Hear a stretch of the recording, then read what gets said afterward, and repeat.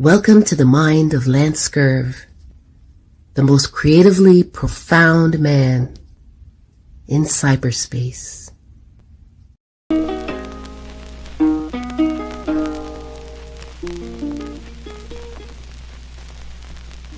Why are we called Negroes? Why are we deaf, dumb, and blind? Why is everybody making progress, yet we seem to be lagging so far behind? Why are we mistreated? Why are we in this condition, stripped of our name, our language, our culture, our God, and our religion? Here in America, all of our religious training has been gotten by the preacher. He has told us of a heaven way up in the sky that we can't enjoy now, but rather after we die. But all of the years that we're living, for us there's nothing but hell, pain, torture, and misgiving. Yet the Bible speaks of a heaven filled with material luxury, which the white man and the preacher has right here, so we see. So, my friend, take it for what it's worth. Your heaven and your hell is right here on this earth. Yes, a timeless classic for me. Welcome to another episode of LANCESCURV. I hope the sound is good. Please let me know if the sound is good, because the show means nothing unless we can have the good sound. And I'm going to have both chat rooms open. Melisha, how are you? Greetings. I'm glad you're here. Over on the Instagram side, we have Sun South Florida. Yes, we have Rebirth Healer. We have Landy Blessed, and you are blessed. This is not going to be a 5-hour show, but I want to talk about something. Definitely do. Something that's near and dear to me, because I've had to experience this through other people, other people's families that were near and dear to me. And I will say I'm up high on my catwalk and all the windows are closed so I don't wake up the neighbors. S. Reese, welcome on in. We're going to crank this up. We're going to start up like we usually do. But I wanted to say, we're going to speak about enabling parents and also the damage that they can do and the disservice that they can do to their children, who in many ways remain children when they get to be in adult age. You know, it's like a satellite I was thinking about, right? You know, you have the Earth, and you have a satellite. Let's say this other fist is a satellite. And no matter how it travels through space, it maintains the same distance exactly. And why am I talking about satellites? Well, we have parents that have children, or it could be a single parent. I'm not blaming either one, right? But as the parent gets older, that child who turns into a teenager and a young adult, they keep the same proximity in relation to each other. Nothing changes.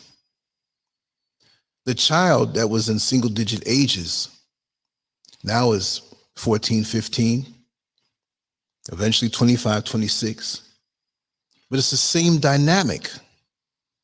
And it's something that we can say developmentally delayed. And yes, I am sweating. I got lights around me all over, so I will be sweating. I am very healthy, but under this hot light in the African heat, I was speaking to somebody near and dear to me today, and they're in Canada.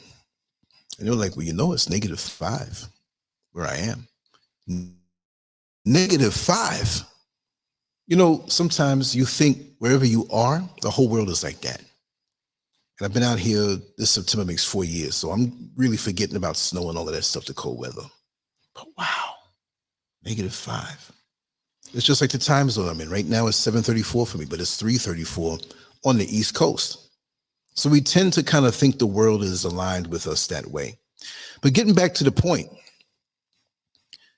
these are very dysfunctional relationships, and a lot of reasons for it.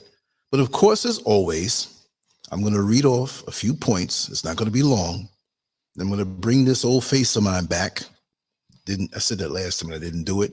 Because I don't want to just have the screen and I'm looking down, you see the top of my head, right? Because I'm definitely going to be reading. So we're going to continue on. Let me go over to my other computer here, or maybe my phone. I think I have everything written out on the phone. I try to stay a little organized so everything goes smooth. Then after that, we will cook. After that, we will rant. Okay? These are some of the notes that I put down. So, see you after I read. Okay?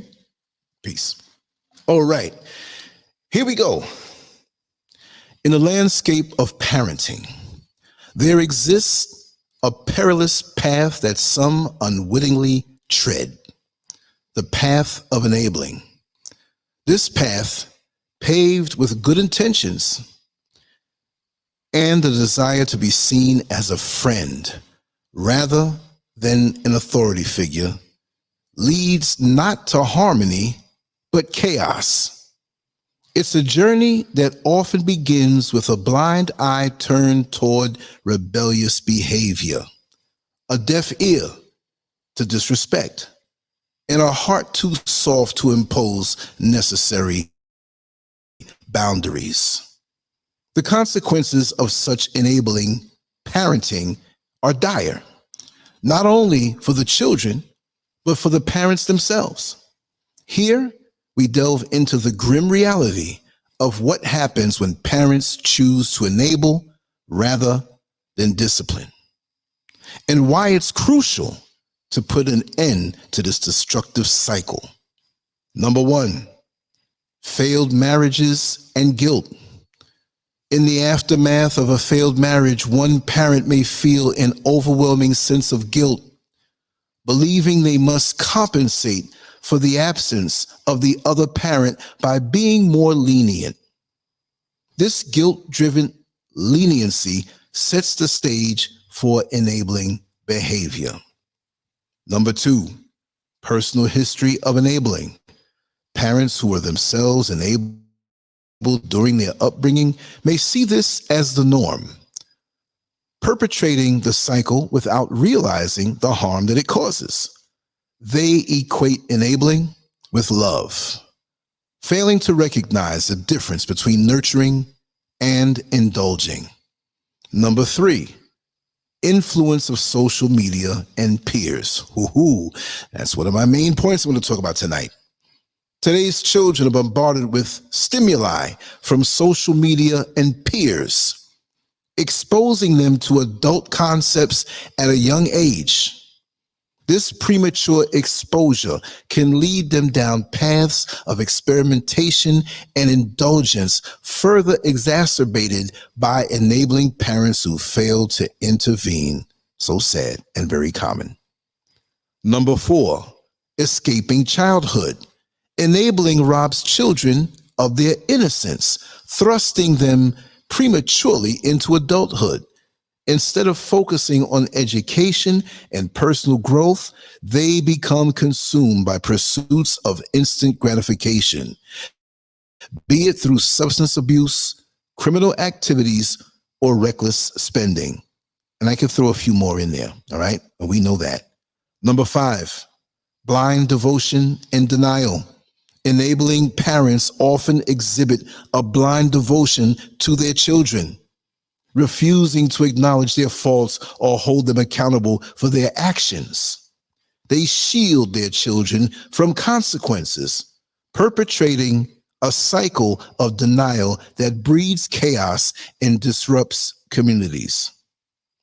The tragic endpoint of enabling parenting is twofold. Firstly, the child, now an adult, is ill-equipped to navigate the complexities of life, perpetually reliant on their parents' support to bail them out of trouble. Secondly, the enabling parent sacrifices their own well-being, pouring their resources and emotional energy into a bottomless pit of need without ever realizing the futility of their efforts. Detachment becomes paramount for the enabling parent, a painful but necessary step towards reclaiming their own life. Without it, they risk spending their remaining years in a futile cycle of enabling, sacrificing their own happiness and well-being for a child who will never learn to stand on their own 2 feet. In conclusion of this writing, being an enabling parent is not an act of love, but a disservice to both parent and child.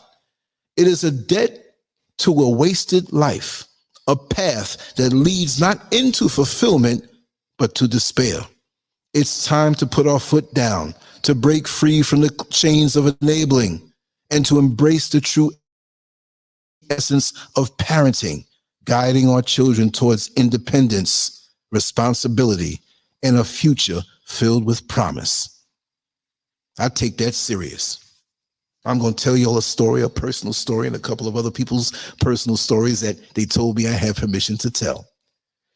Beverly, welcome on in. Princess N37, welcome on in on Instagram. Envy Beats. Yes. Now let me go check over here on the other platforms. I want to get the name right. Please help me with this. I'll say Omishade. Omishade? Kofi in the house. I still haven't gotten through with the email. I'm going to be honest about that because I have a lot of things going on here construction-wise. I was up from 4 o'clock this morning. It's 7:41 now. After this show, we crashing. Indigo King 1111. Always welcome. Always welcome. You're home. We're home. Exactly. Beautiful. Now, did I miss anybody? Neil Frazier in the house. I got your emails. We definitely have to talk a little bit tonight over the phone for sure. A lot of things I want to share with you. But anyway, oh, I'm sweating over here. I don't even want to show my face. Please don't run when you see me. Please don't hide. Let me open this up for a little bit and we'll talk. It's something you have these lights on. Now, listen, I don't smoke things or inhale air that I'm not supposed to, but my eyes are a little red because I've been up from 4 o'clock this morning. That's when I usually get up 4:30. And when the sun comes up, I'm already up. When the sun goes down, like it's dark now, I'm still up. So I had a lot of time to think about this. My own personal experience with this is that for many, and I'm putting myself out there and I don't care, I have a brother who is 11 years older than me, very brilliant, college educated brother, and lots of promise. Over the years, well, let's go back. We have different fathers. My mother came to New York City from Columbus, Ohio. She was raised by her aunt and her uncle.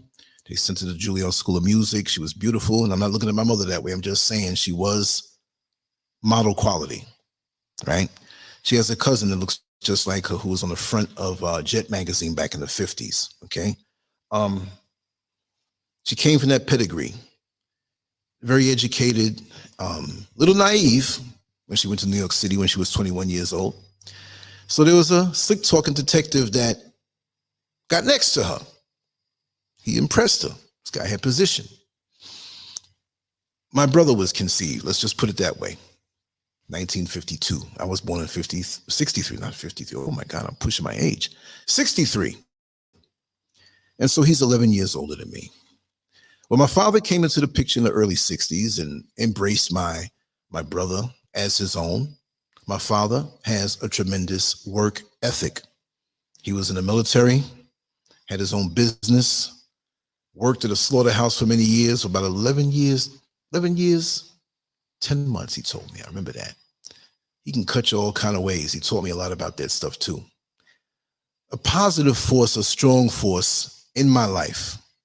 My father wanted to put into my brother the same principles, but as they usually do, you're not my daddy. I knew his father. His father did do the right thing by him, by, supporting him as far as money's concerned, but not much else. And it was a relationship that was open, not no open, funny business, but he was allowed to call my brother. My mother and I would go down to the precinct where he worked out of, and, she'd go in the room for a second. I guess the envelope, passed hands. It was no funny business or whatever. And I watched for that. You know what I mean? But I wouldn't think my mother would, but I was always like, yeah, you let him. I had my little baby fist. So you try something. You're going to find out. Plus, he spoke to my father, asked how my brother was doing. It was really a civil situation, the way we should treat each other when we have these extended families. So my father would take him around the same way he took me around on different jobs. My father refinished interiors, refinished custom staining on floors and landmark properties, and had a higher level of clientele. And although he did do regular jobs, but there's nothing else to do, that people who sanded floors and waxed them, but he had that higher level. And that's why I got a chance to be exposed to so many different types of people in so many different ways.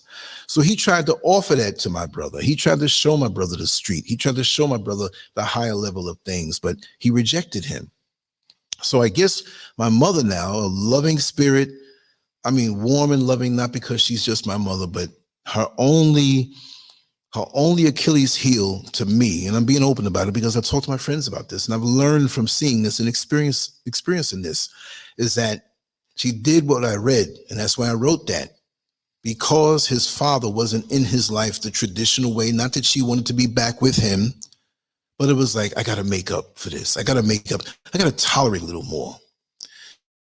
When I was born into an apartment, 454 West 152nd Street, apartment 54.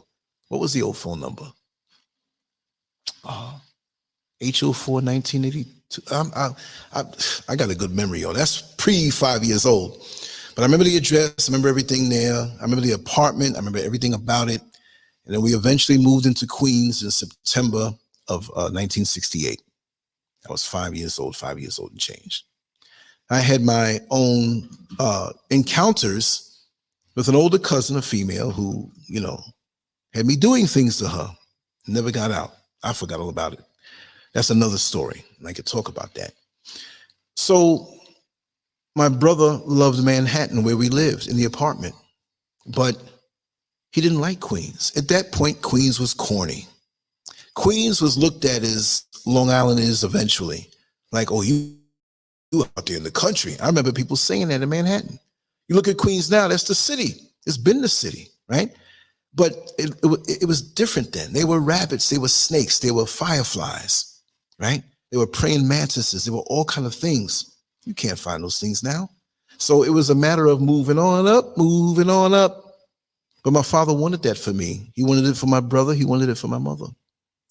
So a friend of mine recently sent me a picture of the old house, and it's looking good because I had fixed it up after my mother was deceased, even a little before that. It was near and dear to me, that house growing up. But I always yearned for a relationship with my brother. Even though he was 11 years older than me, he was occupied in the streets now, right?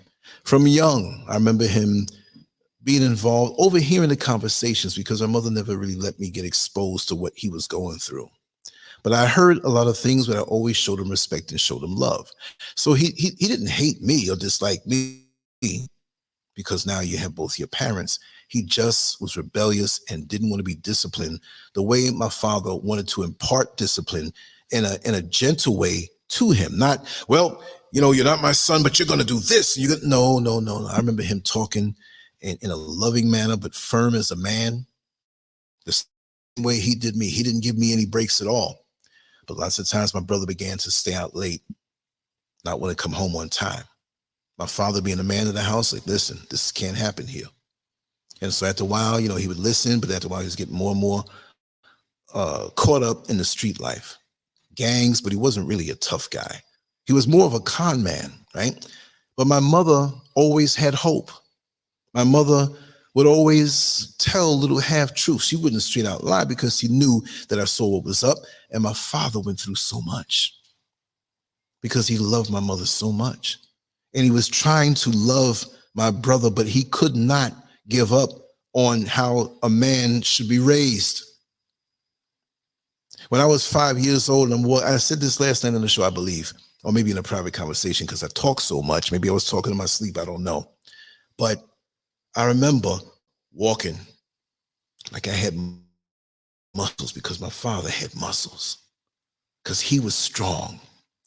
He wasn't aggressive, like looking for fights or nothing. He was just a man's man. They don't make him like that anymore. He would not understand this day and age the way we're in now. We're here on a public platform that's owned by somebody. This is not my platform, right? But the bottom line, if we say we don't like something, all of a sudden they're going to shadow ban you. They're going to find a way to knock your channel down, but not take your videos away, but you can't get to them. They do all kind of stuff.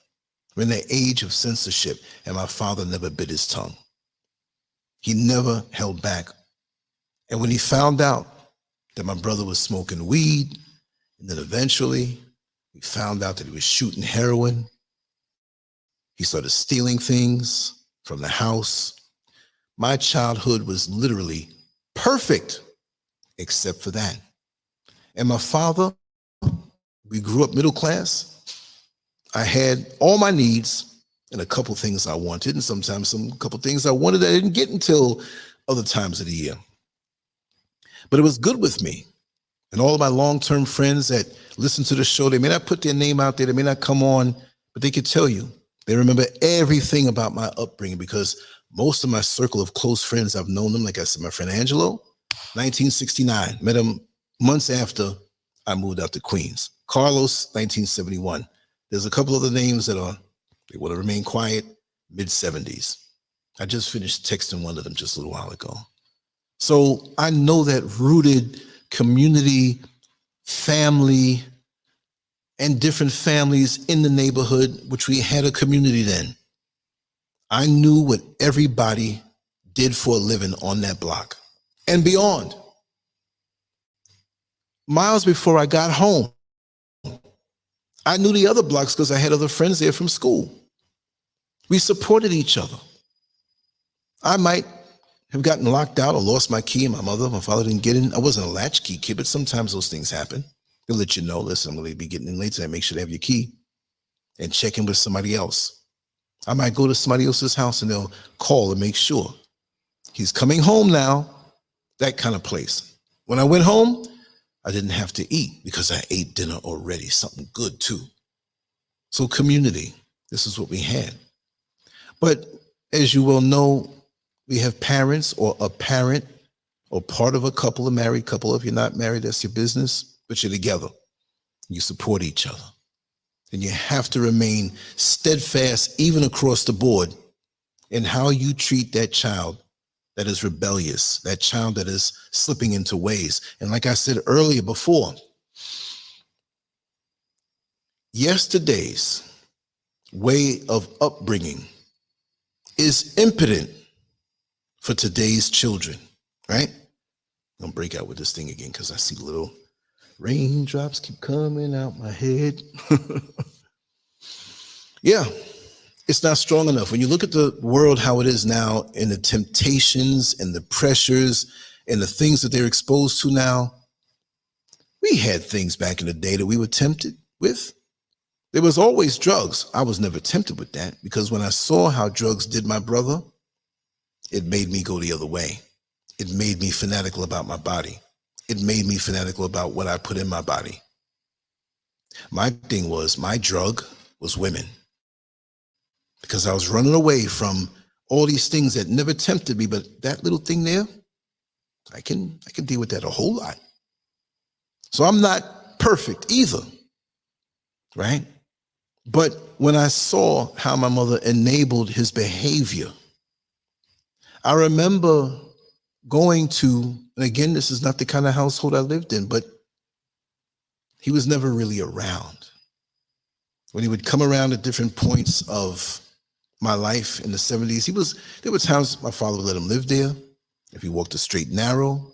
But guess what? If I catch you with this stuff, if I catch you around these people, whatever, he had to put his foot down more and more. But see, that's like filling up a bucket with water and somebody else is poking holes in it in the form of a parent who's enabling that same one you're trying to discipline. And my father never put his foot down too hard. There was one incident, and I didn't grow up in that kind of household. I'll tell you about that. But when he saw that he was nodding out, the father was street smart. He was born and raised in Jamaica, but he traveled the world. He also drove an 18-wheeler on the continental United States, every single state. Didn't go to Alaska and Hawaii. Of course, there's no bridges up there, right? But he was wise that way. And he never held back in telling me anything I wanted to know. He would sit down with me and be realistic. I won't say is the energy still there? May not be where, and I wish he was here to sit here and talk with you. He'd be like, Lance, you boring. Let me talk to your father. Let your father do the podcast. Talk about stories. He got some stories. But he was always that fair and balanced type of person. He didn't have to really whip me. He did one time. I forgot what age I was, but he asked me to do something. And I told him I'll do it. And he asked me again, and I was feeling myself. And I said, damn, under my breath, I would never make him hear me say that. But his hearing was good. My mother laughed about that because all she heard when I ran past her in the dining room and he ran past me, she heard, and we both laugh about it. Like, I can't say to this day, but for all the days of his life on this level. So I found myself up on the cherry tree, high up, because I can climb that cherry tree that we had in the backyard so easily. That's the only place I can go. So he said, okay, you stay up there all you want. He went and pulled up a chair, sat it down at the base, and took a nap. I'm up there holding on. Daddy, don't do nothing to me. And he tricked me. He said something, but he still got me. And he had a word for it that I don't know if anybody else, I don't know if this is a Caribbean thing, but he told me, he said, when you come down from that tree, I'm going to give you a behinding. A behinding? He's going to whip my behind. What I'm saying is that there's a balance between showing the love and discipline. And you just can't go soft. Now, I know that there are a lot of single parents out there, and I will put it on the single mothers, not a blame thing. But a lot of the single fathers who are really in their children's life, I see them to be a little more firm, because in general, men who are real men think a little different, right? They approach things different. But now I'll say also too, we have less and less real men, but I salute the real men out there who will do the right thing by their children as far as the discipline, the love, and that balance. But I know that the mothers have a mother's heart. You carry that child for 9 months, and whatever they went through, you feel it. There's a certain way you feel it, maybe even deeper than the father, right? So I understand that. But I find in my travels personally, and maybe I was around too much of one more than the other, but a lot of the single mothers, they're more apt to enable.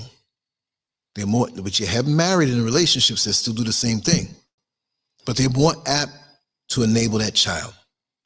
And so now with my situation, my mother transitioned in April of '94, my father November of 1990. And guess what? It's 2024. And from all reports that I have, my informants in Manhattan, in Harlem, and Washington Heights, yeah, we saw your brother, man. He ain't looking too good. I'm like, look at that. This is 2024. Many a night, my mother, she would cry. She tried to hide the tears, although she enabled. Everything else was going well. That was the only thorn in my side. Not so much that he was doing the drugs, yes. He always kept himself up. You would never know. He makes me look like a bum. The way he speaks, the way and I'll tell you, he can talk about anything. Current events, international affairs, national affairs, local things, historic stuff. You want to hear stuff about New York City, about the civil rights movement, the Black Panthers, the Nation of Islam, the 5% Nation, the 12 tribes of Israel, whatever. He can kick it to you and talk. He can go to the corporate boardroom and bedazzle those in the suits. There's no bitterness here. I love him very much. That's something that I have to carry for the rest of my life. I haven't seen him since 1998, right? He still hit me up for some money. He was sharp too, and I was too that day. But these things leave lifelong scars, and it will leave you as a forever dependent child. You can have the musculature, you can have the intelligence, you can have the experience, you can talk the talk, but if you have an enabling mother, father, or both parents, deep down, you're a child. And the parents are not allowing you to walk on your own 2 feet because they're always there to bail you out. And so my brother is now out there, still smoking, heroin, weed, crack, whatever, alcohol, whatever. I mean, he should have worked for the government. He had every drug in him and still walking. They need to test his blood. I'm not even funny about that. I'm serious. But look at that. And for you who are an enabling mother or father, and I'll lean toward the mothers, please, you're not doing your child any favor. When I worked as a correction officer, there were a lot of mothers who came to the jail to either bail their child out, which was somebody grown, wasn't a child. You had the juvenile section, but even then, I found a lot of enabling mothers. It is what it is. I haven't researched any study. I'm just talking about eyeballing it. You know, when you put pasta in the pot to boil, but you're so caught up in that soap opera, and you don't realize if it's 2 minutes you put it in or 6 minutes, you're like, oh man, I can't time it. So you have to eyeball it, and you look at the texture. You don't want it al dente too hard, but you don't want it mushy either.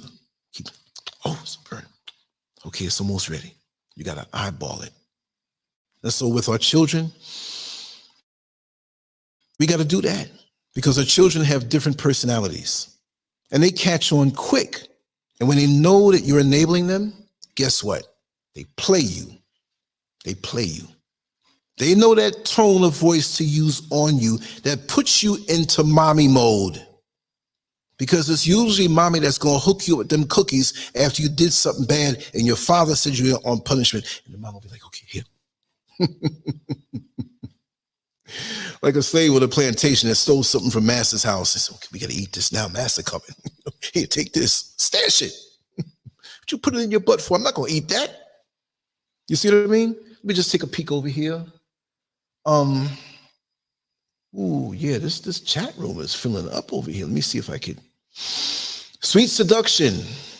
Welcome. Divine Light. Genesis to Naturals. Yes, I have to reply to you. There's been a lot going on. Journey to Respect. I love that. Big Enough. Dazzler. Mar 2. Papa Clark. What's up, Papa? What's up, Papa? You know what I'm talking about. We go back a long time. I remember you're a lot younger than me, but you're a grown man now. Papa Clark. 131st Street. Yes, yes. Official Chalet 12. Is it 12? Yeah.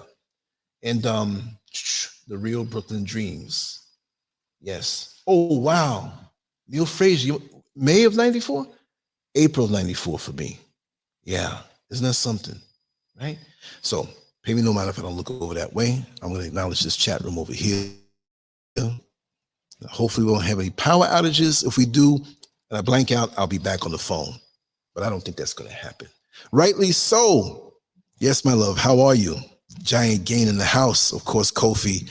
And I'm a Sade. I don't know if I'm saying it right. I'm jacking up your name. Don't get mad at me, right? Chance, Lance B. Scurving them all the time. Let me see. We already acknowledged everybody else. So the moral of the story is, don't enable a child. The stuff they get into doing, they're gonna be doing when you 6 feet under, or ashes, or whatever, or if they ever find you.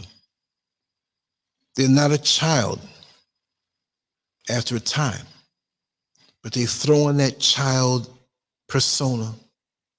Mommy. I'm not saying a grown woman's gonna talk like that, but they'll sprinkle that a little bit to the mother, and the mother, bing, gets this thing hitting them. Oh, that's my baby. You know how many times when I'm working in the jail, the mother is never really the father. The father, if he's a single father, he might be mad, but he's realistic. I told you about doing this stuff, but I find the mother, and this is from experience, y'all. I find that the mothers, not my baby, not my baby. What? Your baby? Baby? Yes, that's always going to be your baby. I understand. Because like I said, the satellite and the planet Earth, right? No matter how they move through space, they maintain the same distance from each other, okay? It's the same thing with a child as they get older. And even on a normal level, yes, you can reminisce, and that's your baby, I understand. But you know they're a grown-ass man or a grown-ass woman. But you have your moments of reminiscing. And you're still a mother to this grown adult who was a child that you enabled the whole time through. You created a Frankenstein monster. I know you're going to get mad at me for that. And some will go in one ear and come out the next. They won't accept reality. I have been cussed out. I had nothing to do with it. I'm just an officer on a post in the jail. Ain't nobody else around. I said, you got to wait right here, and then we're going to have somebody come talk to you. I don't know why y'all, I don't know you. I didn't tell your son or your daughter to do what they did to get locked up. And every other week they in there, and they talk about, my baby would never. Well, they're in the wrong place at the wrong time all the time. That's what I know about enabling parents even more so. Because they do not want to see the flaws or the lack of developmentally delayed. Going back to the 70s, we ain't seen no developmentally delayed. That's the politically correct word for saying retarded. Where I grew up, yo, he tarded. You didn't even say the re. You tarded. We retard our offspring by this behavior. You cannot always bail them out. When a toddler, before he's toddling, trying to be a toddler, boom, you got to let him bust up his knees. You might have to let him bust up his lip, because that pain is a reminder that if you want to stop holding on to that coffee table and you want to walk, there's a risk with that. You can't always bail them out when they spend foolishly. I'm $4,000 in debt. I can't pay my rent. Don't worry, baby. No. If it's for a legit reason, I understand. But if you spent more time teaching the child how to spend properly and how to budget, instead of enabling them and giving them money, they don't learn. When the stakes get high and higher, now you got to deal with it. And they're going to run a guilt trip on you. And they're going to use that voice on you. Now, we're not talking about a young man, hopefully not, unless you're down to Rainbow Crew, right? And it's boo, it suspends you, and you start like a robot doing stuff by remote control, because they got you that way. They grown, and you retarded them, and now they ain't no good. And I've seen this in families. All different types of families. Listen, we all come from some form of dysfunction. Some form of it. Doesn't mean it's extremely dysfunctional, because I know many households and there was always that one or whatever. Yeah, it happens. But back in the day of community, it wasn't this bad. The Black family especially has been broken down so much. And we think the prior way of raising our children is good enough. It's not. It's more fierce. We're like roaches chilling out, getting sprayed, and the roach spray don't do nothing. I'm gonna get this decon on them. I'm gonna get this, what's the other one? Black Flag. They don't have that stuff out here. I saw a decon in the supermarket. Man, they imported roach spray over here. They need American roach spray for African roaches. But you know, you spray the bug. The bug is like, well, listen, here, let me hold this antenna up. Hit me over here. Ooh, that shower feel good. You're like, wait a second, this is supposed to kill you. So the prior way of raising children doesn't work now. It doesn't work. Let me tell you something. The years that I drove the bus after I got out of the corrections, this is in Orlando, Florida, but Orlando got some hoods down there. I'm sorry. I don't think all Black people live in hoods. And it's not just Black people living in hoods. You go to Central Florida and Orlando area and go to an area named Christmas. Look it up on your map. You want to talk about Hicks? with engines in front of their yard, inside a bathtub, Billy Bob, Confederate flags. I've seen it all. You really don't want to get caught out there because a lot of them guys are punks. They'll throw something at you after dark. You know, you got sundown towns all over the United States. United States is going to crap, though. That's another show. We'll talk about that tomorrow night. You're right. Nobody acknowledged the elephant in the room. Yes. Yes, Kofi, thank you so much. And you know, I thought about this today. I go about my day and things hit me. Why isn't this coming up? I'm trying to, you know, I'm messed up too, like everybody else. I'm going to admit something. You know, we live in the days of touch screens, like my laptop over here, touch the screen, but I had my mouse here. I don't watch TV, but sometimes I'll hook up my phone to play YouTube and look at different videos there. And that's my TV. But very seldom, because I just hold the phone. It was like my friend told me, I said, man, why don't you have a TV? This is years ago. He said, I don't need a TV. I just need to hold the phone closer to my face. I'm like, oh, man. Talk about a budget. But anyway, had the TV playing. The phone was over to the side. I was close to the TV. I started touching the TV. It wasn't a touch screen. Like, man, I messed up. But yeah, this is why I made the banner that I did. I'm going to show it again real quick, because there's always a reason why I do things when I put these things together. I'm coming back, yo. I'm not going to hide. But first off, let me just free up this comment so you can see everything. But thanks, Kofi, for that. Yeah. Oh, it is Giant Gain? Wow. It came to me. It came to me earlier. Well, not much earlier, but a couple hours ago. I never stress over a topic when I have something to do. I said, okay, I'm going to do a show tonight. And I'm going to do a show 5 nights out the week and some other stuff on the weekends. And maybe I'll do some shows on the weekend. But I'm going to keep it balanced because there's so much of the stuff that I'm doing right now. But let me switch up and put this banner up so you can see it and why I did it. Okay, let's talk about our young daughters. Let's talk about our young. I'm not relieving the young men who want to be thugs. I'm not calling all of our young black men thugs. I'm not on that. I'm not on that Barack Obama stuff, because I know a lot of good guys that had terrible upbringings, lots of trauma given to them, done to them, and they're not that, but they were raised in the street and their flavor is of that type. So I'm not going to sit here and call people names and different things and just write them off that way. But a lot of this stuff is unnecessary, okay? So let's talk about young girls. It's different. I'm going to try to say some things in a very decent manner. I'm not trying to be lewd or anything. YouTube is like, yeah, you got a new channel, so we're going to get him. I'm like the dude that stole cars in New York City, but I moved down to Mississippi. They watching me. Oh, that's what he was known for up there. Anybody gets a car stolen down there, they coming to me. We ain't have a car theft in 7 years. I know it's that city slicker. I might not have done anything, but if I have a reputation, that's what it is, right? You see 2 young girls here, and they're not maybe wealthy, not because of the way they're dressed, but I mean, you get the feeling that they're out there pretty much hustling. It's not maybe early morning, maybe it's late, getting ready to get dark. Maybe they've been out all night and the sun's coming up. You know that thing where you've been hanging out all night, you see all kind of things in the street, and daylight catches people and you see them. Like, oh man, they're out there hustling.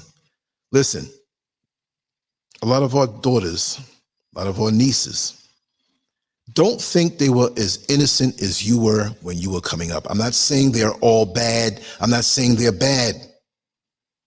I'm just saying that with the internet, look, I have to say things. I'm going to keep this show decent tonight. You're in the bedroom with your man. You want to learn a new trick?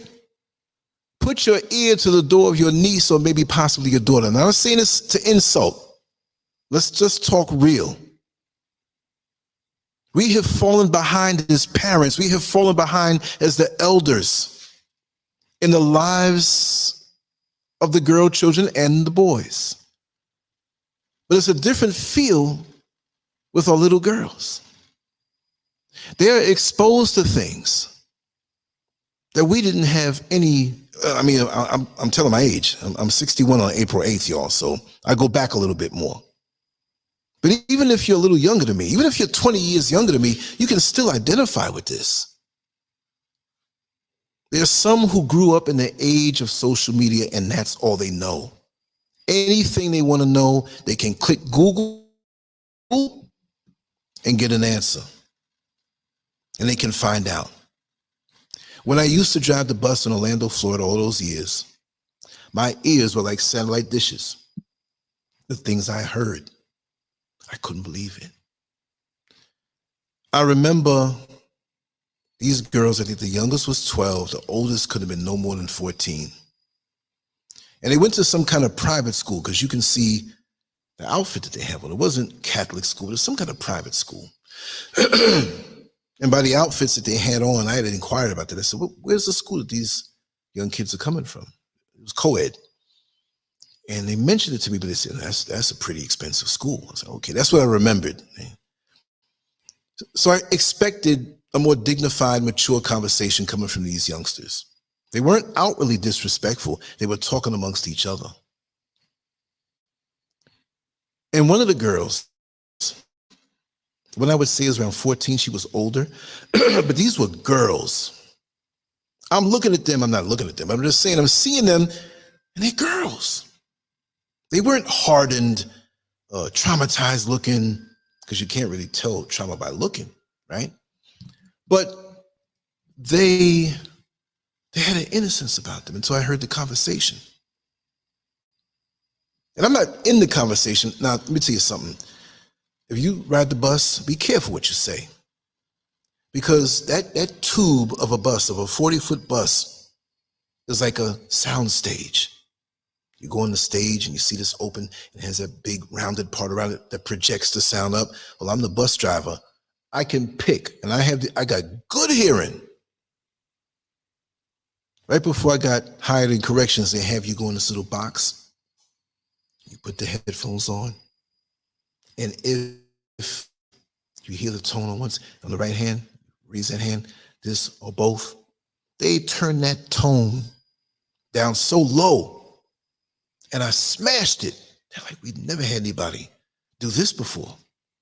And so there was one of the operators next to me when I came out, and they were adding everything up and telling to let me know like what it was. I put my right hand up fast. I wasn't in the thing. They said, why did you do that? I said, you're probably going to have to use the restroom in another 20 minutes. I heard your stomach make a little noise. They said, oh, come on. But guess what? 20 minutes, he was shimmying himself to the bathroom. No, that's a true story. I was a joke, but I didn't really hear anything. But they were in the back, and the 14-year-old, I'm saying she's 14, she could have been 13, I don't know. They weren't any older than 15, no way, no way. So the 14-year-old said to what I would call the 13, because there were three of them. One was older, middle, and younger. We'll say it that way. The older one asked the middle one, how do you get out of your house at night to be with your boyfriend? And the middle one said, well, my boyfriend, you know how old he is. He's almost 40. I heard this, and I hear lots of conversations. I heard lots of conversations like this. 40? 13? Let's think about that for a second. I'm not going to say forget the 13-year-old or the middle one. No, let's just put that to the side for 1 second. So you mean to tell me there's a dude, let's just say he's 40, to himself now, man, I got a hot date tonight, man. I'm going to go pick up this girl. You see what I mean? You see how you open yourself up, and this, you don't have to be an enabling parent, but these children are taking risks because they know the punishment may not be as bad as you try to act like it, because at the end of the day, when they give you that tone of voice, okay, I'm not going to whip you as bad. See? Boy, these chat rooms are popping. Mr. Marshall, Sada, welcome. Verse all. Welcome, African lady. The Soul Writer. Yes, 152nd Street. Let me know when you're ready to talk. Who's above this? CHNGG, Mac Life. Yes. Welcome. Thank you so much. And make sure to follow on Instagram. I'm going to be doing more things on Instagram too that I don't do on YouTube and vice versa, and make it where you have to do like an egg hunt. Like, man, this is different over here. And on Twitter. But there are men out here like that who are willing and able. They see it as, I don't know how they see it, because I can't think that way, but I try to analyze it, because when I worked, not just in the jail, but in life, just seeing these types of guys, I don't know. They can't handle women their age.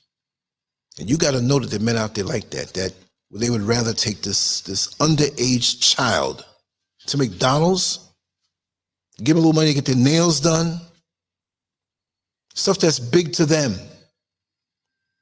And you got to know that with these men who don't want to be bothered with grown women because it's too high a standard, they have to call themselves to task for their flaws because they're not looking to ascend and get better as a man.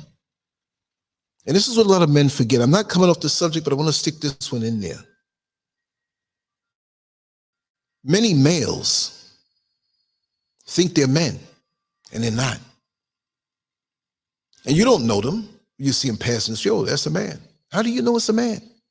I'm not joking at the rainbow stuff. That's a whole different thing. We don't know what's going on down there in the crotch. I'm talking about a man, a male, penis, the man. Let's just cut that other stuff out, because that other stuff is not my fight. How do we know? We don't know. They have the job, they have the car, they have the home, oh, that's a man. How do you know? He may not feel, he may not be a man. He may be just a male pretending to be a man. He may be a male in man drag. Let's put it that way. He's a male with a penis that comes standard and equipped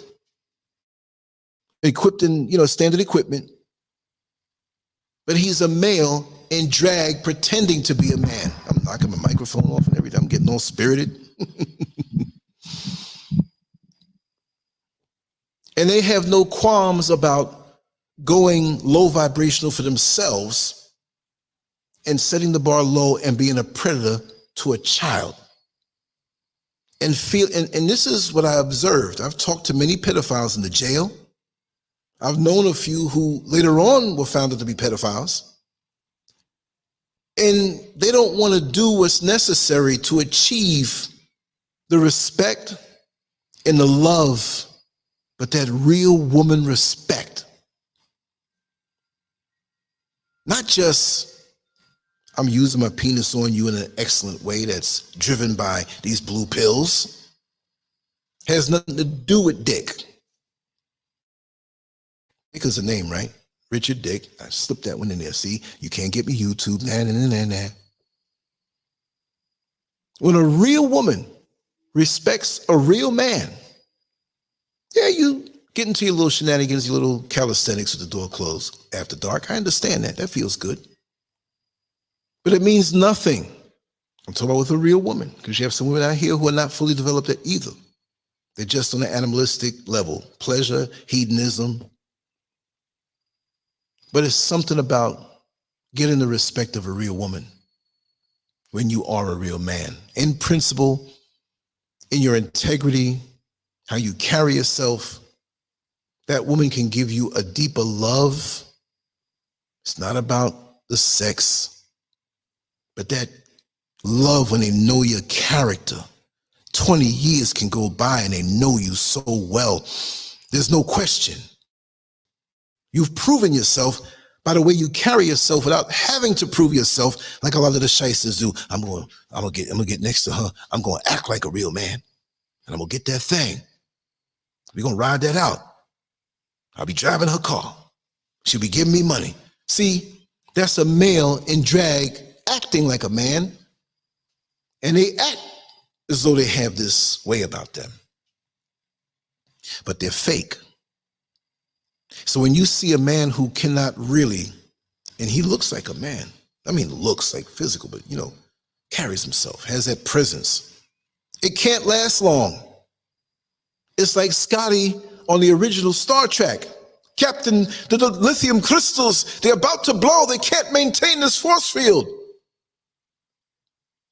Well, the lithium crystals in this particular situation is that man who can't keep up the front. He's been doing it so long, it's draining. It's going to come down, and you're going to see him for who he is. But some men can keep this up for a long time. See? Whoa, my eye caught something in the chat room here. Ooh, giant game. Man, I had to check a grown-ass man for I am my child walking a few feet in front of me at the mall. Call them mofalos out when you catch them looking. Yeah. Me? I don't care. Let them go call the cops on me. I don't care. I'm not going to say everything I've ever done. Somebody might be, that's him right there. See this mark on my face? 10 years ago, I caught one on the bus before I was driving the bus. This Mexican dude. I'm not throwing off on a particular nationality of people, but they cutting your lawn, they looking through your daughter's bedroom window.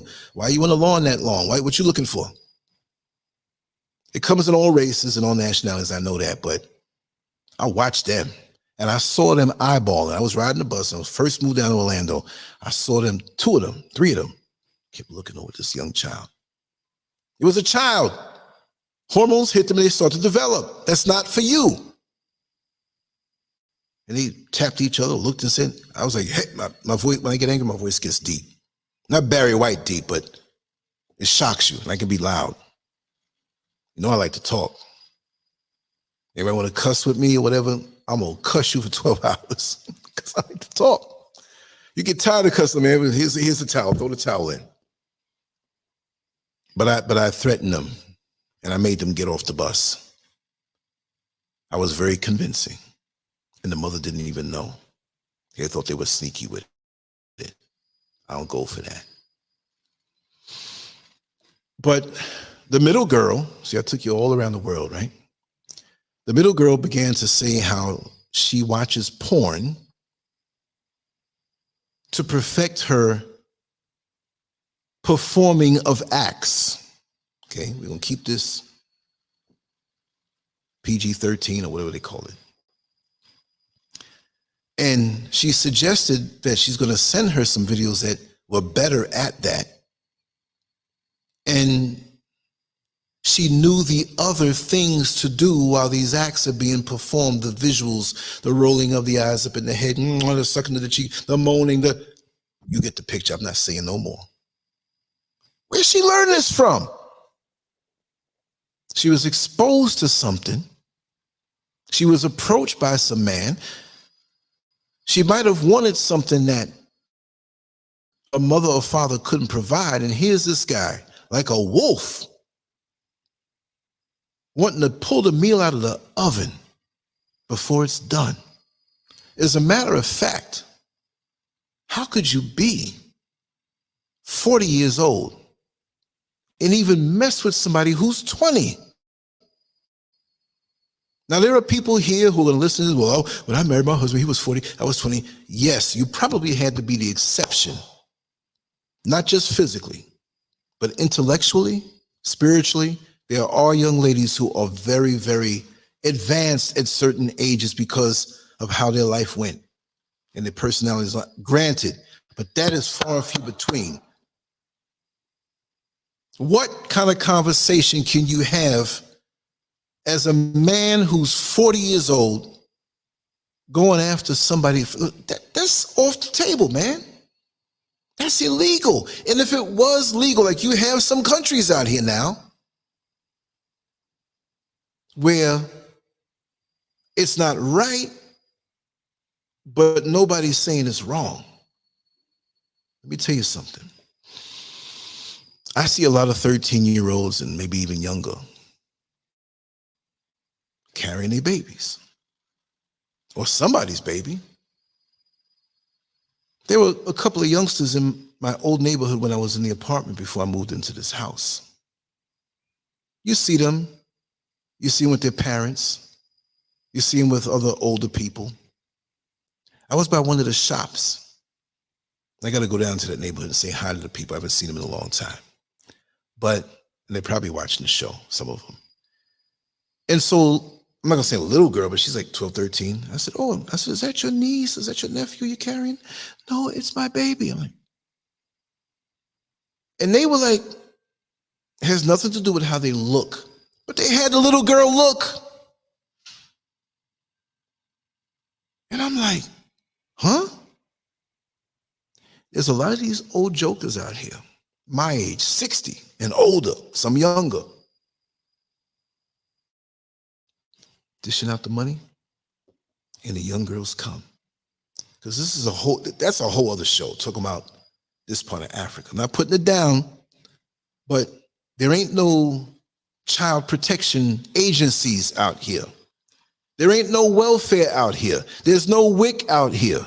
There's no EBT card. You on your own. And a lot of these parents, I'll say more so the mother, because the mothers have a tighter relationship with the girls. Here it's a little different. When that mother sees that, and I hate to say it this way, because I love it here. When that mother sees you come home with some things or a little more food to put in the fridge, you think she's going to ask you too hard where you got it from? She turns her head. Lots of times. Not all the time. I'm not going to demonize a whole country. But many do it in America because that money rules. You might be courting, to be nice about it. You might be 25 years old and the dude is twice more your age. And you're a grown woman now. Maybe because he hooks her up, paid some contractors to fix up the house, and paid off her car note to try to get next to you and look past the age. She'll look past his age. You never know. But it's sad because those young girls in that bus, what else is there to know? Yeah, you're right. The little girl is only a fetish to them. They're not looking for a mature woman. Urban futurism, welcome on in. Yola Reknock, I can't pronounce it. Quazy Barber, welcome on in. If I missed anybody, the soul writer, we got to do that thing I'm looking forward to, right? But this enabling, and I'm speaking about the young girls. They know they're going to get away with certain things. The temptation of making money in all kind of ways. It's out there. It's a different kind of pressure now. The things we wanted when we were younger, we wanted them, toy, or some kind of Nintendo game. Or me coming up, that wasn't my era, Nintendo. I got a hold of one, the first one, right? I'm playing. What was that, Paperboy? Those things are hypnotic. I remember around the time my father passed away, a little before, when he was in the hospital, and I got a hold of that. And I was just playing the game, just zoned out. That's how it got to me. I remember that. Paperboy, Mario, what was the third one? It was a different one. And sometimes it would work funny. You had to take the cartridge.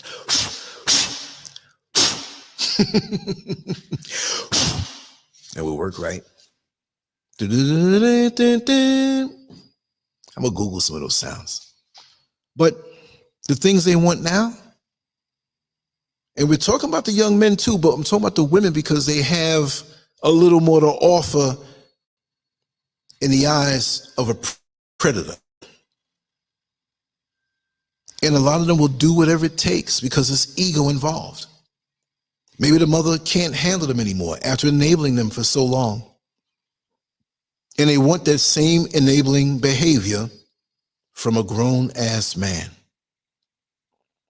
who has means, who has cheddar, who has bling bling, whatever you want to call it, whatever area you're from. That money and all this, and they're looking for them like hawks.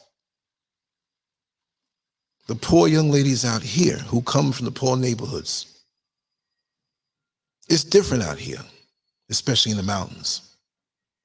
There's some young ladies who, they may not have the skills, but I'm a brony. That's what they call foreigners. They don't always look at, oh, my African brother from the diaspora, welcome home. They'll say that. A lot of times they're hustling you. You have some who are conscious, the ones who are well-traveled. But I'm a foreigner and I'm a tourist for as long as I'm here. In this area, they know me. When I go somewhere else, they're looking at you. Even had the nerve, as pale as I can be sometime, I'm inside a lot, I'm outside a lot, whatever, depending on my complexion. One called me a white man. Hey, white man, can I talk to you? I'm like, no. I'm looking around. What? My favorite song, a white man's heaven is a black man's hell, all my life, playing it from 3 years old, and you gonna call me the white man? What? But they look at you different. And so the young girls, the 13s and the 14s, they don't come out and say certain things or overt with it. They're very quiet with it.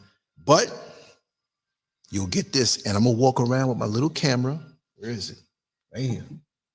Walk around with my little camera. Right here and palm it. Put it up on some kind of something. I want y'all to see this. Normal areas. Little 13-year-old, 14-year-old, they see you. Hi. Hi. Why are you licking your lips like that? What that mean? I know what it means. I'm thinking like, no. And they say, excuse me, do you have something for candy? They're going to ask you. That's your hint to say, you want a little more than candy, little girl? Not all of them, but don't be fooled by these churches. Don't be fooled by the whole, because when I first came here, I didn't see too many people outwardly show affection. The couples, you don't see them hugging, kissing, nothing like too much or sexual, but just, holding hands or laying your head on the shoulder. It was like, can't do this stuff. But whenever you find a suppressed community, I won't say oppressed. Of course, we have an oppressor and the colonialism, colonizer, excuse me. But behind closed doors, it's a whole different ballgame. It's worse in New York City. It could be worse in America when you get a peek into the different worlds and different layers and how it's like, what? When you have a permissive society, when everything's out in the open, there's no pressure. But here, coupled with the fact that these young guys and these young girls, they got the phone in their hand. Instagram, Facebook. Facebook ain't nothing. It's Instagram now. TikTok. You see the young African sisters and they follow me because they see me. I follow everybody back. Internet for me is about distribution. Once we do our shows and do our art and do our writing, it's all about, how do I put my finger here? It's backward, right? LANCESCURV.com, right there, LANCESCURV.com. But when you see them on TikTok, it's like the culture here, and it's the same way in the United States, but it's more overt. You see them dance a little bit and give them 5 seconds, they turn it around and bend it over. What do they call it? Nyash? N-Y-A-S-H, Nyash? Yash or Nyash? That's butt. I taught you something. Yeah, Chance Rogers, you're right. Amir Stuckey, goatee style. I saw it the other day and I thought about you. It's so funny. I'm glad you all are here. Yeah. But these transactions are going on below the radar. And if we didn't have enabling parents, mothers and fathers, a lot of this stuff would be cut. It's not the only reason why. But our young girls are out here and they're off the chain. The things that are said to me here in the motherland and even back in America, because I'm that kind of approachable guy. People know, unless I threw the face, the stone face, I can't even throw it here, right? Oh, Lance, you're a nice guy. You can't look me. Yes, I can. I can be very scary. I'm not a bad guy. But that's like the bird that, and the wings go, yo, oh. Not gonna do that. Unless now you threaten my life or someone around me who's innocent. I don't have to know them, but you ain't gonna put your hands, not on my watch, not anybody in my circle. I'm gonna get you quick. I don't care, right? But how do we stop this? But going back to the whole enabling thing, it seems like a lot of our young girls that are rebellious and they're out there, they're doing all kind of things. It's like a bottomless pit. Because when you were thinking of them as this innocent little baby, and you keep enabling them, then they don't have their way with you as much. You try to put your foot down. And at a certain age, and things are out there pulling on them, tempting them. And all they got to do is look in this phone, y'all. We didn't have that coming up. Like I told you, I was walking home from elementary school and there was a magazine kind of thrown down on the ground. I picked it up and saw a full page titty. I was like, all my classmates, we were gathered around. How about the other time? When me and Carlos were on our skateboards, we were coming down 134th Street with 109 behind us, and it was higher, it was a hill, going toward 107, and we lived between 107 and 105 on 134th Street. And I looked to the right and I saw like 12 crates, milk crates, and stuff flying out of it. The person had moved out of there. I think they rented the house and moved, and they were throwing out a lot of garbage here. This had to be like 4 o'clock in the afternoon, and a couple hours before the sun was going down.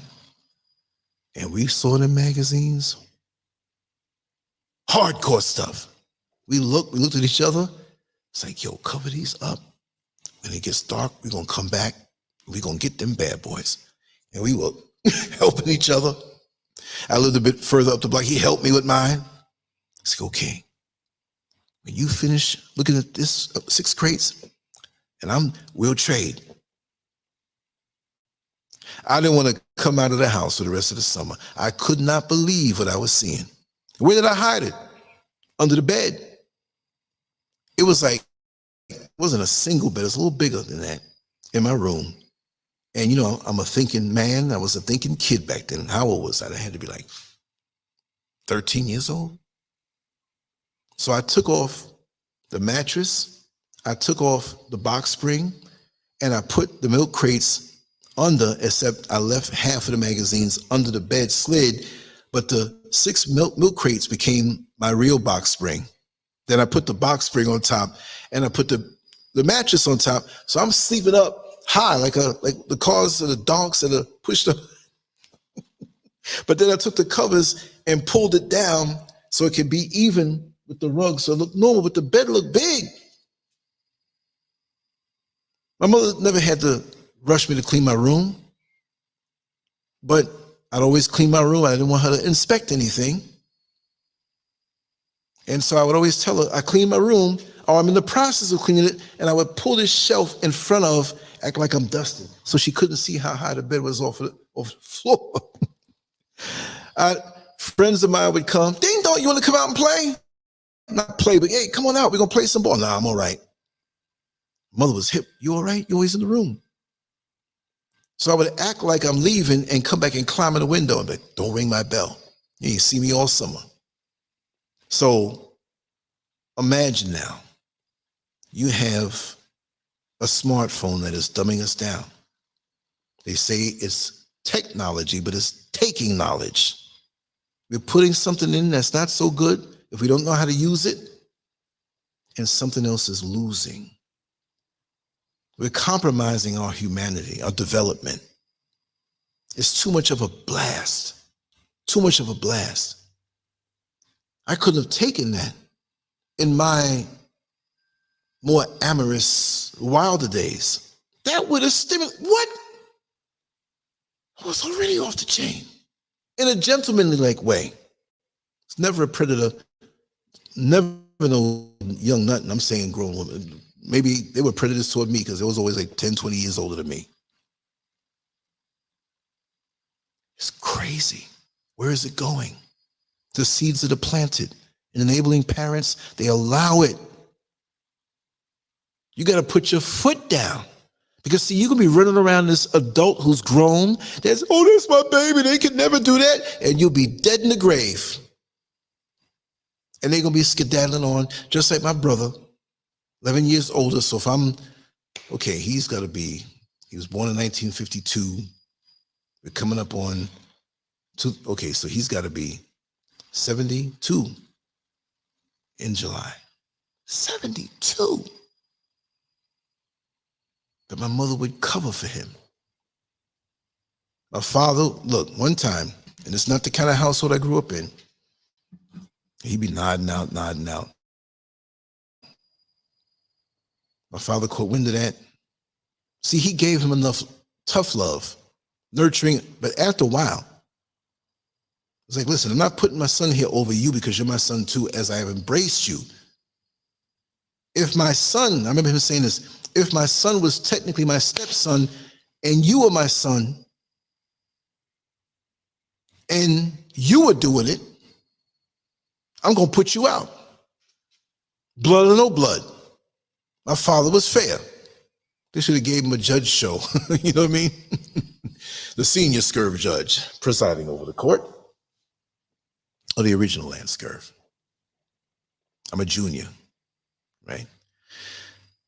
He was always fair.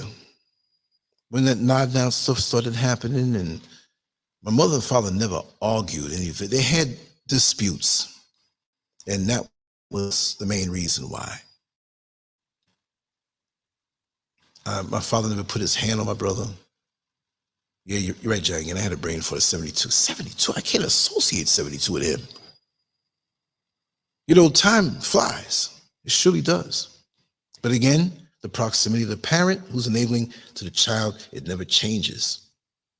Have you ever seen like a really, really, really, really, really old, I'm not saying to be putting anybody down, but a really, really, really old mother with a son that's, let's say she's, I won't get too old. Let's say she's 82. And the son is a bad looking 60. Didn't take care of himself.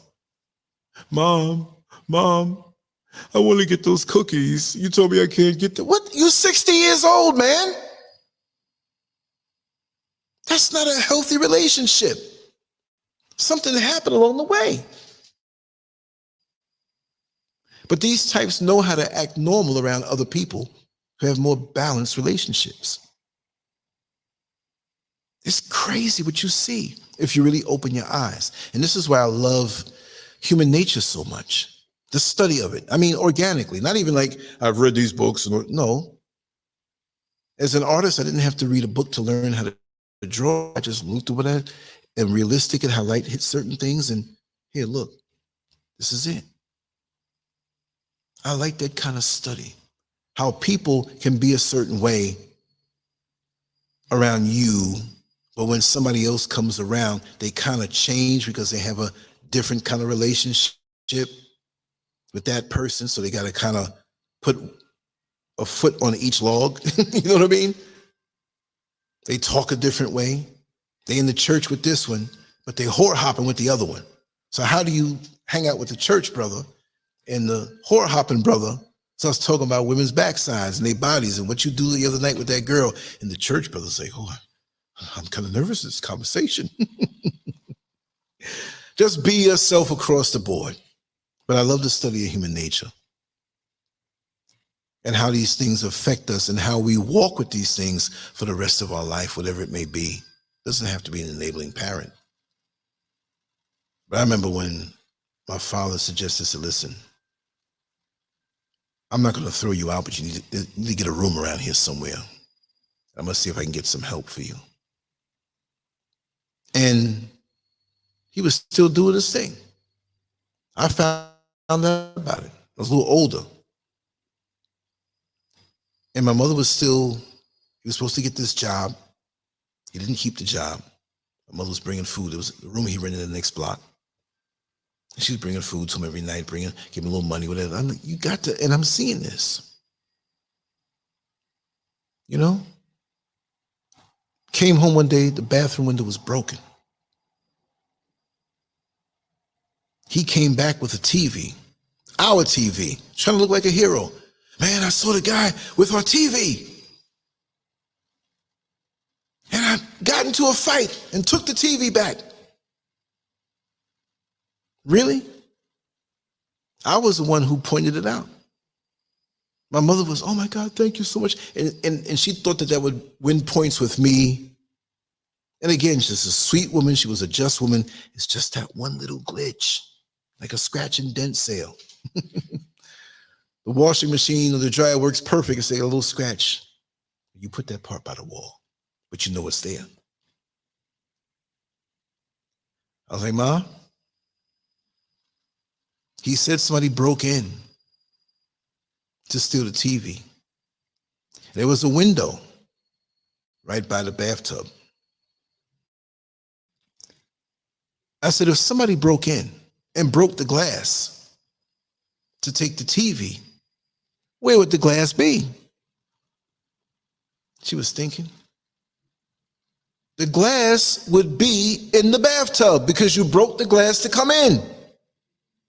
Dumbo broke the glass on out and then took the TV and walked out the door. I was a little detective back then. I ain't missed nothing.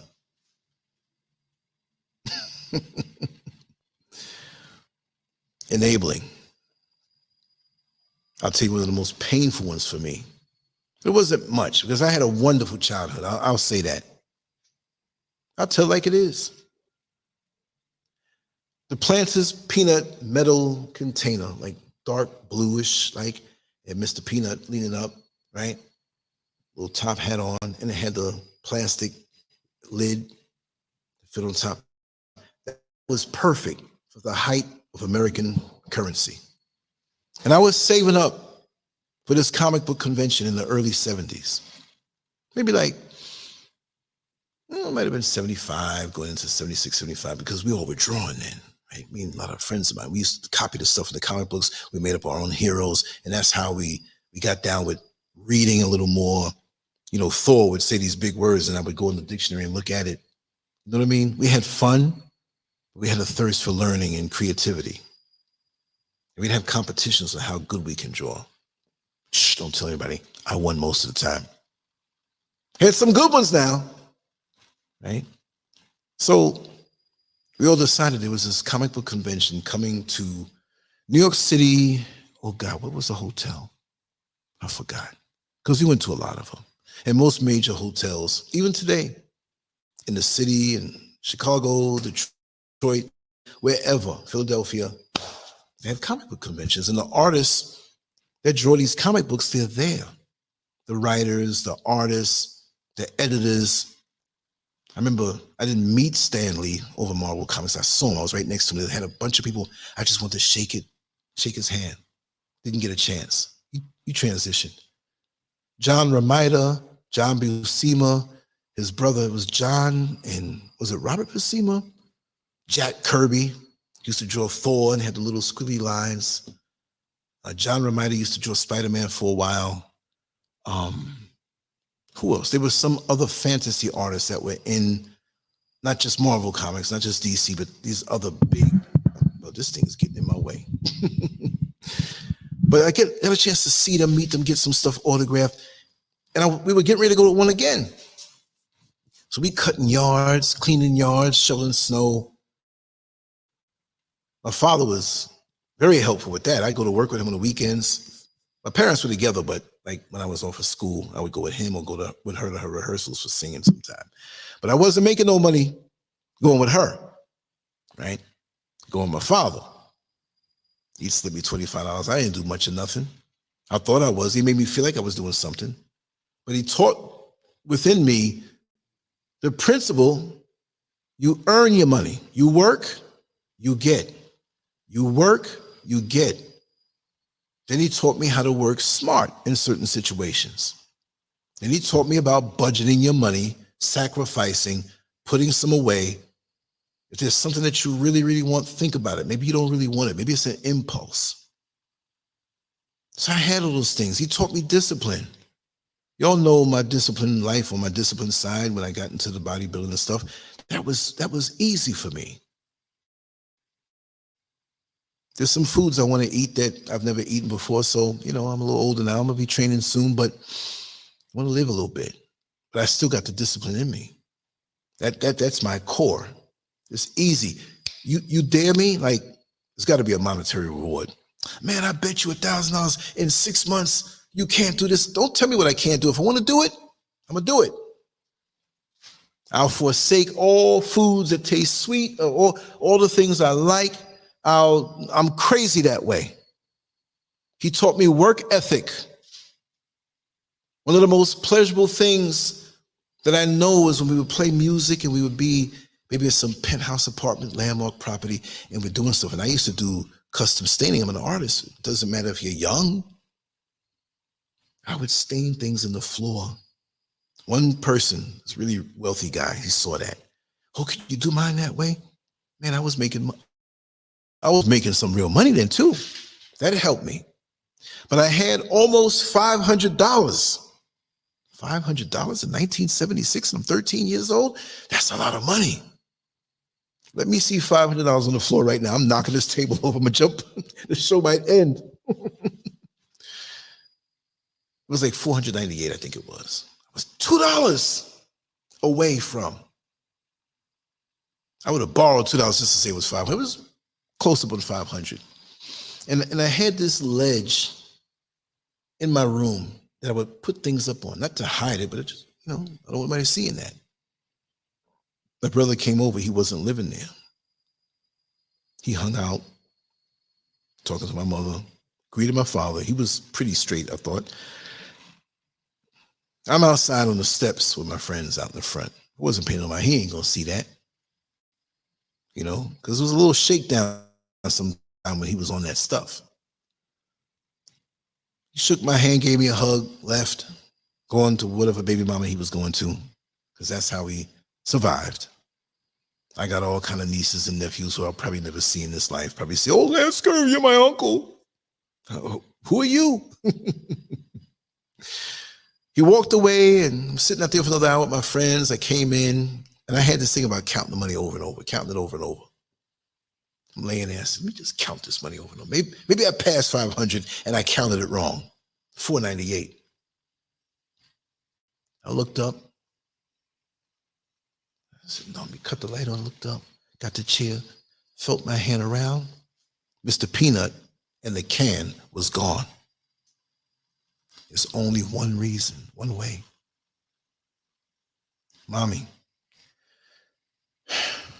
my money's gone. I knew what happened. And this was the worst of her enabling spirit. As much as I love her, as much as she's a perfect, warm, loving mother, I didn't get enabled like that. She wasn't rough on me, but I didn't want to be enabled. They never did. I wanted to earn my stripes. I wanted to earn my manhood. I wanted to earn my money. Or they hooked me up with things as a child, yeah. I wanted to be a man. And I couldn't believe what she said. I'm telling things that people say, oh, that make her look bad. No, nothing wrong with her. It's just that one thing. They used to call me Lancey when I was younger. Not trying to effeminize me or nothing like that. But my mother would go to the front. My father's working on the van. I'm down the block playing Lance, and we both show up. So how are we going to handle this? Okay, you're grown, you're Lance, and you're Lancey. They ain't sound right. But when you're a kid, you don't really realize that. So people go, Lancey. If I hear you call me Lancey, if you didn't hear it on this show, you from way back in the day. I got to stop wherever. Like, who is calling me? There's somebody here right now that calls me Lancey. And I'll tell part of that story in an anonymous way another time. Right? So she told me, why did you leave it out there? Huh? That's one time my father was very angry with her. Because when you're home, I don't care if you have $1 million, you should be able to put it down. I shouldn't leave my money, and I was hiding it. He gave my room a shakedown and stole my money. I was so angry. My father was angry because he saw the effort that I put in and sacrifice. I used to like a little candy bar every now and then. My father noticed sometimes we're in the store. He's like, "Did I get no candy?" "No." "Why?" "I want to save my money." He said, "Here, I'm buying it for you." He was proud of me. One thing my father was very proud of is when I was in bodybuilding, because he feared not me falling in there. He knew that wasn't going to happen, but that was in the back of his mind, that was looming out there. So I got a pass with the girlfriends in my house because at least it wasn't drugs, but it was a drug for me, right? So he was always proud of the fact that I was in that. And I haven't flashed a funky old picture in a long time, but I'll do it now, right? Where is it at? Where is that? It's coming. But he was proud of me at 19 years old and competing and winning competitions. We didn't have Facebook then, so we had some fuzzy behind pictures back in the day. But it was my, I should have got a haircut that day, I know. And them big Florida looking, sideburns. But when he saw my gut like a cobblestone road, I had rips in my butt, my leg, everything. And I was trying to prove to them that I will not be like my brother. I didn't say it that way, but I had something to prove. And I went hard to prove it to them, because I also remember seeing the pain on my mother's face and disappointment while she still encouraged him. So this shows you that the things that are around us affect us. Even when we're not indulging in certain things, it affects us and makes us say, you know what? I'm going to be better than that. So they never pressured me, but I had the pressure on my shoulders to do good, to remain clean, and to make up for what he didn't do. So enabling parents, sometimes you don't understand the pressure that you put on the child's, the one you're enabling, the brothers and sisters. They feel hurt for you, and they want to prove to you that they can do good to make up for the one that's effing up. And most people never think about it that way until you really go through it. See? My father was very proud of me. Meanwhile, in some woman's bedroom after dark, I didn't think it was so bad because it wasn't drugs. So there you have to be careful not to do something else that's different, that's seemingly, you see what I mean? It's a ripple effect. Human nature. That's why I like the study of human nature. And the best way to study human nature is to conquer yourself. The best way is to look within. The best way is to meditate. Think. Because we've been given situations that it could teach us so much if we look within. Most of us are looking outward. Oh yeah, I'm learning from that. But look within. It may not be the same lesson that everybody else has to learn, but it's a starting point, and you can master that. So for me, I can spot an enabling parent from a mile away. There was nothing else wrong with my mother.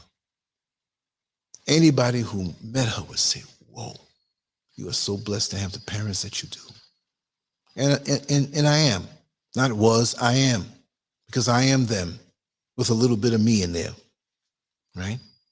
The situations that are around us that affect us on a subconscious level, they're still tapping you. Like when that little show where they had the kids, are we there yet? Are we there yet? Things from, depending on your age, you could be 19 years old, and I say 20 years ago, well, you're an embryo, right? But 20, 30, 40, 50 years ago, the things we're still struggling with that have a profound effect on our mind, how we go about the day, who we choose.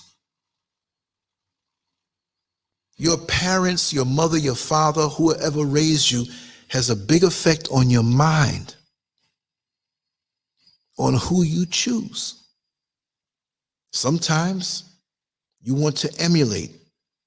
Not that a man wants to sleep with his mother. I'm not saying that. But you see something in this woman that has these qualities. You may not be looking for a mother, but it's something familiar and soothing to you. Just the same way, if you have a distant father,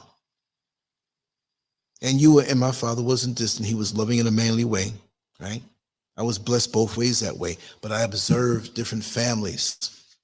If you had that distant father, and young ladies and older women, you meet that man who reminds you of that distant father who never gave you the hugs, never gave you the reassurance, never treated you like you were his little baby, little girl. I'm not saying as a grown woman he has to go around and say that. But you need that dolly time. You need that little girl time. I'm telling y'all this. This is something that I know. Little girl comes out in a new dress, looking at the father, and the father says, "Oh, you look so beautiful. Look at you, you're my angel. You're the most beautiful little girl in the whole world." And he means it. A lot of our sisters are hungry for that. I'm not putting them down and saying that, like, "Oh, you're hungry," so like they get the term daddy hunger. And men use this in a bad way. No. So they may meet a man who comes off like that distant father, but he's a little bit loving more. And she's hook, line, and sinker with this man. Because in the back of her mind, she's still hungry for what she didn't get. And she didn't consciously say, "Well, he reminds me of..." No. Have you ever been with somebody, either it's a full-fledged relationship, it could be an after 2 o'clock call to action to put out them fires. "Come on, baby, light my fire." You'll know I'm crazy. Anything from A to Z. And you're with them for a while and you cannot figure out. You like them, they're nice, they treat you nice, you're attracted to them, but it's something about them that you haven't figured out. And you're like, "I just don't know what it is." See, if you did your homework with yourself, in solitude, in quiet, meditating, thinking, as much as I can run my mouth, it's been 1 hour and 37 minutes. I've been talking. Because I'm only thinking out loud. I'm not some great orator. I'm just thinking out loud. I put the amplifier on, got the mic right here, and I'm talking. But if you spend time to yourself and really be honest with yourself, you can arm yourself with knowledge that will keep you from being sucked in to a bad situation, a dysfunctional situation, or something that you're hungry for. Because we all hunger, we all yearn. We all want that mother's love. We all want that father's love. We all want to be a part of something and belong to something and to be a part of a crew. I don't mean a crew like a gang, or just to be a part of something. We all yearn for that. We've learned that we have to keep our guards up because people can be very deceptive and predatory. But while we keep our guards up, we yearn for something. And the key is being honest with yourself and being honest with whoever it is that you're trying to get with or you're gravitating toward. If you're putting up fronts, they will never know the real you and never connect with you. And that's the fault of the trauma in the past, yes, but it's on you now. You buy the house, the yard, the grass is high, weeds and mice and roaches in the house. But you had the house now for 2 years. Still got the weeds high and the roaches and the mice. That's your fault now. Oh, the ones who sold it, no, they gone. They counting their money and they gone. They're roaching up another house. It's your fault now. It has to end somewhere. If you're enabling parents, I'm not saying anything personal, I'm not saying anything that I know about anybody. I'm just saying, if you do have those enabling parents and they didn't put their foot down, you're going to have to put your foot down.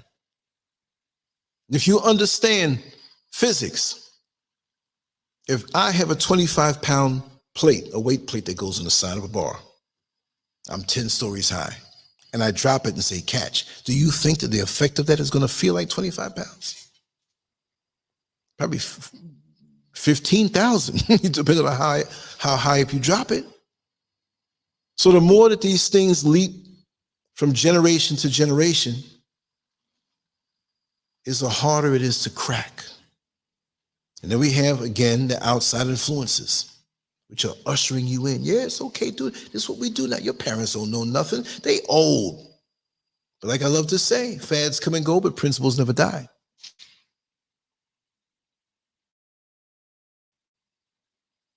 Stop enabling your children because you're wasting their time. And you're wasting your time. You're stifling their growth. A perpetual child. Don't go too hard on them, but incrementally. Engage them, teach them, talk to them, realistic. Don't start there. In the yibba-dibba-dibba, say A, B, C, D, E, F, G, H, I, J. You know what I mean? Teach them something. Make it nutritious for their brain. Because all they know and all they will be is pretty much positioned by the time they're 5 years old. And the brain doesn't develop all the way until 25, so there's more stuff you're going to absorb and learn. I know it's hot in here. Why don't you open the door? You got bats flying around this house. You got African wasps that are big. Laying in the bed, I thought it was a motorcycle drove past me. That thing bites you? You know, sometimes you lay in the bed, man, it's hot. You wake up to clothes on the floor. I had one of those nights. I was half asleep. Big African wasp. And I was half